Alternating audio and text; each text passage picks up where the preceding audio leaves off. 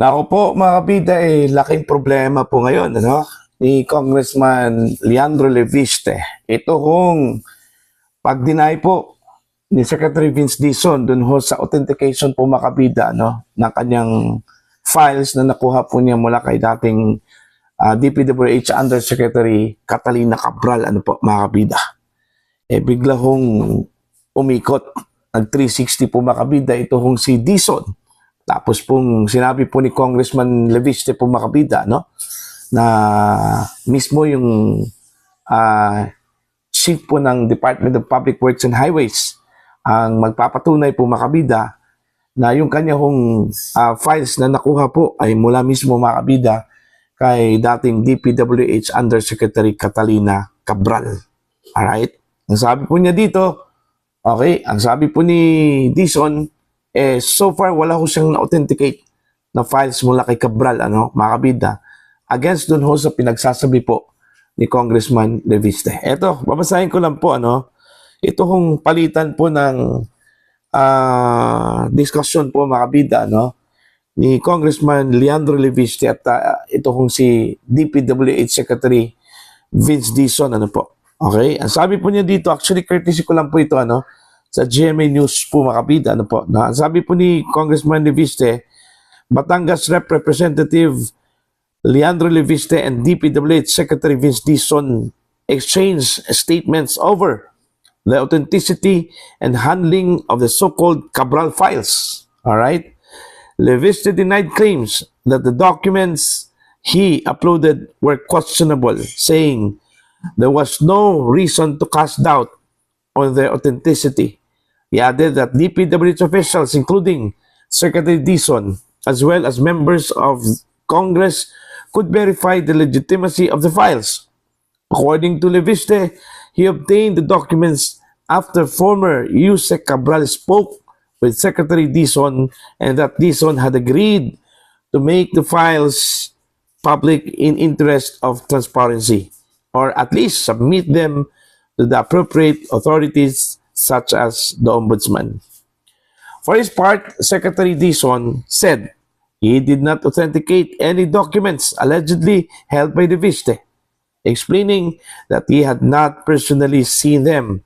He clarified that the files were reportedly taken using a staff member computer and saved on the flash drive during an incident in September based on information relayed to him by Yusek Cabral.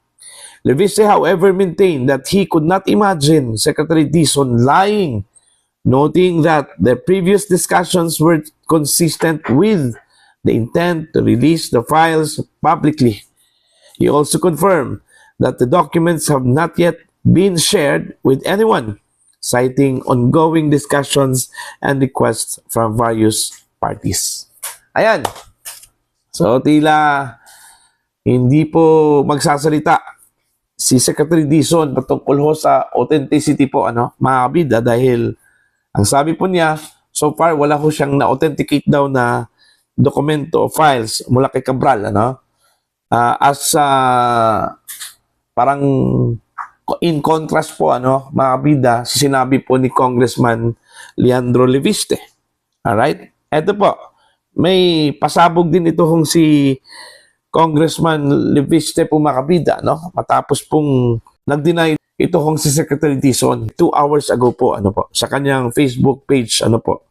Ang sabi niya dito, nasaan na ang Vince Dizon ng September na tumawag kay Yusek Cabral para ipamigay sa akin ang mga files in the spirit of transparency. Okay? Ito yung kanyang banta po, ano, mga kabida. Kung hindi aamin si Secretary Vince na pinamigay niya sa akin ang mga authentic na files na ito, mapipilitan akong pangalanan ang mga taong kumakausap sa akin pang huwag itong ilabas, na maaari sila rin ang pumipigil kay Sec Dizon na kumpirmahin ang authenticity ng mga files na ito. Ayon. Nako, tila it's the word of Congressman Leviste against Secretary Dizon ngayon, ano? Mga kabida, ang mangyayari ho dito. Okay? Kasi po, pinanindigan po mga kabida ni Congressman Leviste na yung kanyang files na hawak po mga kabida ay ino-authorize po ni Secretary Dizon, matapos pong nagpaalam, nag-usap ito hong si Dizon daw at si dating Yusek Catalina Cabral, mga kabida, para ibigay ho yung files po ni Cabral kay Congressman Leandro Leviste, mga kabida. Nako po, laking problema po dito, ni Congressman Leviste. Dahil ang bukod tanging kakampi po niya dito sana, ito hong si Secretary Dizon, na pwede hong magkumpirma na authentic po mga kabida yung files na binigay sa kanya ni Cabral. Subalit sa pananalita po ngayon ni Secretary Dizon mga kabida, tila ayaw ho niyang makipagsabuatan po kay Congressman Leviste, mga kabida. Okay? Ano na kayang gagawin po dito ni Congressman Leviste? Para lang po patunayan po mga kabida na yung files na yon nanggaling talaga kay Yusek Cabral, Wala naman pong ibang pwede hong magkumpirma kasi dyan Unang-una po si Cabral, wala na. Patay na po, Okay, ang bukod tanging pwedeng makapag-confirm na yung dokumento na yan, totoo po na nanggaling ho kay Cabral, kundi ito hong si Secretary Dizon, mga kabida. Okay? Yan yung malaking sakit sa ulo po, ni Congressman Leviste po, mga kabida. Ewan ko lang po, baka naman po may bala po itong si Leviste, para lang po, patunayan po mga kabida na authentic yung kanyang mga dokumentong hawak. Files na nanggaling di umano, kay Yusek Catalina Cabral, mga kabida. Okay? So, abangan po natin to. Ito hong mala telenobelang sagutan po mga kabida, sa pagitan po ni Congressman Leandro Leviste at saka ito hong si Secretary Vince Dizon, Okay? Marami hong nagdududa na baka naman po na-pressure ito hong si Dizon, mga kabida.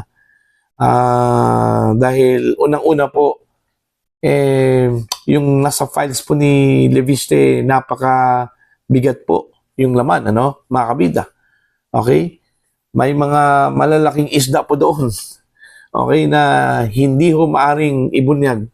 Kung sino-sino man po yun, ang nakakaalam lang talaga dyan, mga kabida, ito hong si Congressman Leandro Leviste.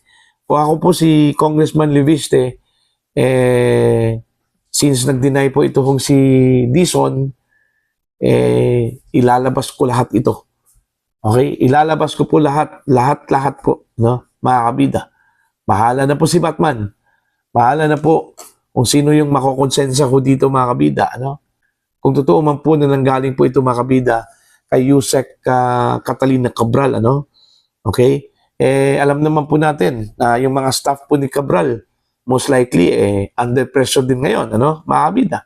Imposible ding magsasalita po ito, patungkol ho sa authenticity po, mga kabida, ng files na ito. Kasi po, maliban ho kay Secretary Dizon, mga kabida, ang pwede hong makapag-confirm na ito po ay nanggaling ho kay Cabral, ito hong mga staff po, mga kabida, ni Cabral.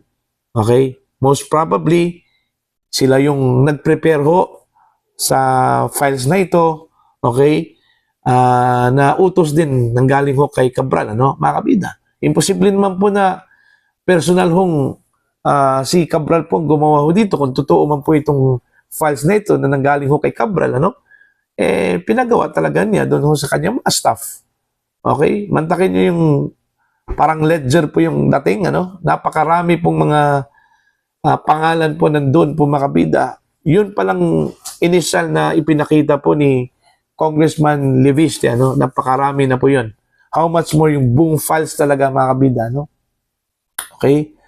So, ang alas na lang po talaga ni Congressman Leviste ho dito, kung by the grace of God, magsalita ito hong mga staff, dating staff po ni Catalina Cabral po, mga kabida, para lang po patunayan na yung mga dokumento na yun, totoo po na nanggaling ho, mga kabida, kay Undersecretary Catalina Cabral. Kung hindi ho sila magsasalita, napakalaking problema po ito, ni Congressman Leandro Leviste, mga kabida. Para po sa inyo, ano po ang inyong opinion at pananaw dito, ano? Please comment down. Sa mga hindi pa po subscriber sa channel, please subscribe, just click the subscribe button, click the notification bell, click all para updated po yung mga kabida sa aking mga uploads. Maraming salamat po sa inyo lahat.